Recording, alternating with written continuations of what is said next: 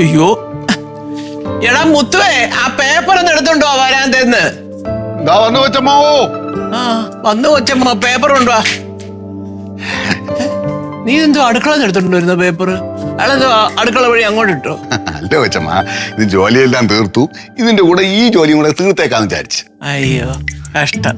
അപ്പൊ ഈ പത്രപാരായണമാണ് നിന്റെ പ്രധാന ജോലി, വേറെ ഒരു ജോലി ഇല്ലേ മുത്തു? അയ്യോ എന്റെ പൊന്നു കൊച്ചമ്മ, ഞാൻ രാവിലെ എഴുന്നേറ്റ് എല്ലാ ജോലിയും തീർത്തു, ഇനി ഒരു പണി ഇന്ന് ചെയ്യാനില്ല.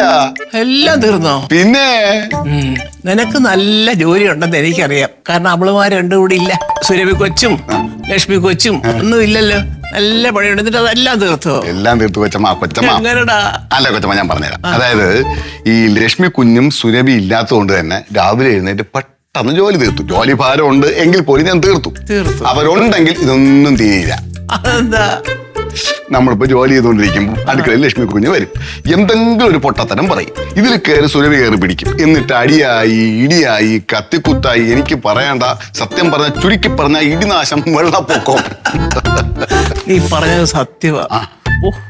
രണ്ടും കൂടെ അടി കൂടിയിട്ടുണ്ടല്ലോ. ചില സമയങ്ങളിൽ നമുക്ക് തോന്നും വീടെടുത്ത് തിരിച്ചു വെച്ച് കളയുന്നു. അയ്യോ എന്റെ അമ്മച്ചിയെ.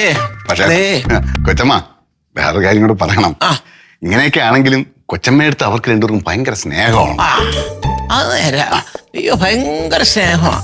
ആരുടെ ചവിട്ടുണ്ടാ ചാവുന്നതെന്നും പറഞ്ഞാ ഞാൻ ഈ വീട്ടിൽ കഴിയുന്നത്. സ്നേഹം അന്നല്ല കൊച്ചമ്മ, ഇന്ന് എന്നെ എത്ര തവണ വിളിച്ചെന്നറിയാമോ? കൊച്ചമ്മ ആഹാരം കഴിച്ചോ, ആഹാരം കഴിച്ചില്ലേ, ഗുളിക കഴിച്ചോ, മരുന്ന് കഴിച്ചോ, ഇതെല്ലാം ചോദിച്ചോണ്ട് നല്ല സ്നേഹമുണ്ട് കേട്ടാ. അയ്യോടാ എടാ, ചിലരുടെ സ്വഭാവം അത്. അകന്നിരിക്കുമ്പോഴേ കുറച്ച് കൂടുതൽ അടുപ്പവും സ്നേഹവും കൂറും എന്തൊക്കെയോ തോന്നും. അപ്പോഴാ ചിലരൊക്കെ ചിലരുടെ വില അറിയുന്നത്. മനസ്സിലായോ? പക്ഷേ ഒരു കുഴപ്പമുണ്ട് കൊച്ചമ്മ, ഞാൻ ചിന്തിച്ചിട്ടേ ഒന്നും ഇങ്ങോട്ട് എത്തും പിടിയും കിട്ടുന്നില്ല. ഇവർ ഈ വഴക്കൂടാതെ എങ്ങനെ ഇരിക്കുന്നു? എനിക്ക് തോന്നുന്നേ ചിലപ്പോൾ ഫോണിൽ വിളിച്ചിട്ട് അങ്ങോട്ടും ഇങ്ങോട്ടും വഴക്കൂടായിരിക്കും. അതൊക്കെ ഇരിക്കട്ടെ, എനിക്ക് കുറച്ച് കടയിൽ പോയി കുറെ സാധനങ്ങൾ വാങ്ങിച്ചോട്ടോ. അത് കൊള്ളാം. അതെ ഏറ്റ പണി. ഇവിടെ എല്ലാ സാധനവും ഉണ്ടല്ലോ. അപ്പൊ എന്നെ പൊരിവരത്ത് നടത്തിക്കാനുള്ള പരിപാടി. അതായത് തരുന്ന ശമ്പളം എങ്ങനെ മുതലാക്കണം. ഞാൻ പറയുന്നത് മുഴുവൻ ഒന്ന് കേക്ക്. എത്ര നാള് കഴിഞ്ഞിട്ടാ എനിക്ക് എന്റെ 2 മക്കളെ ഒറ്റയ്ക്കൊന്ന് കയ്യിൽ കിട്ടുന്നേ.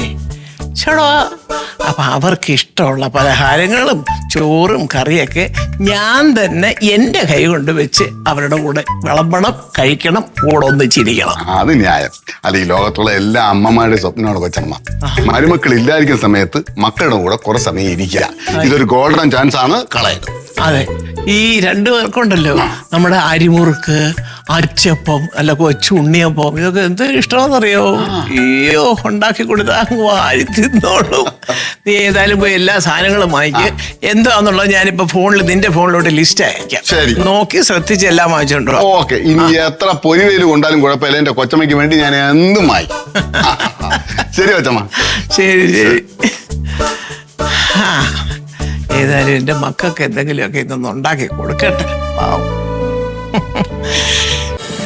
ഫ്ലവേഴ്സ് ഒരുക്കുന്ന കാഴ്ച വസന്തം യൂട്യൂബിൽ പ്രേക്ഷകർക്ക് ലൈവായി കാണാം. ഫ്ലവേഴ്സ് കോമഡിയിൽ ജോയിൻ ചെയ്യൂ, ആസ്വദിക്കൂ.